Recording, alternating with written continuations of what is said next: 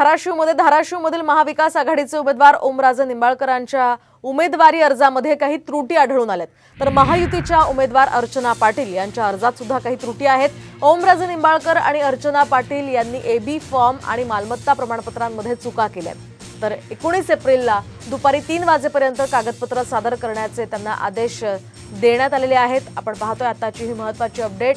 19 एप्रिलपर्यंत त्यांना आता आपले अर्ज पुन्हा एकदा सादर करण्याचे आदेश देण्यात आलेले आहेत। धाराशिवमधील महाविकास आघाडीचे उमेदवार ओमराजे निंबाळकर यांच्या अर्जामध्ये सुद्धा त्रुटी आहेत, तर दुसरीकडे महायुतीच्या उमेदवार अर्चना पाटील यांच्याही अर्जात त्रुटी आहेत।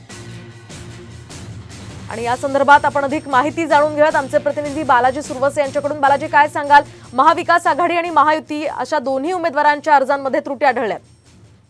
नक्कीच आपण पाहतोय की महाविकास आघाडीचे जे उमेदवार आहेत ओमराजे निंबाळकर आणि महायुतीच्या उमेदवार अर्चना राणा जगदीशसिंह पाटील यांचे जे उमेदवारी अर्ज दाखल केलेले होते यामध्ये आता त्रुटी आढळल्याची माहिती देखील समोर आलेली आहे। जिल्हाधिकारी तथा निवडणूक निर्णय अधिकारी डॉक्टर सचिन ओंबासे यांनी याबाबत जी आहे ती त्रुटीची नोटीस देखील आता पाठवलेली आहे।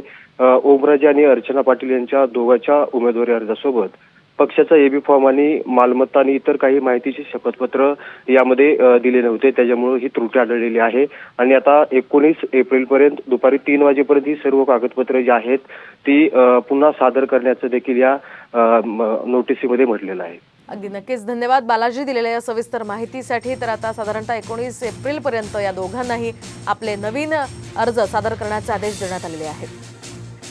आपण पाहतोय सध्या निवडणुकीच्या पार्श्वभूमीवर विविध घडामोडी घडतायत, जो तो आपल्या प्रचारासाठी प्रयत्न करतोय, प्रचारांमध्ये व्यस्त आहे। आणि असं असताना धाराशिवमध्ये महाविकास आघाडी आणि महायुती या दोन्हींच्या अर्जांमध्ये काही त्रुटी आढळून आल्यात, त्या त्रुटींची दुरुस्ती करण्यासाठी आता त्यांना आदेश देण्यात आलेले आहेत।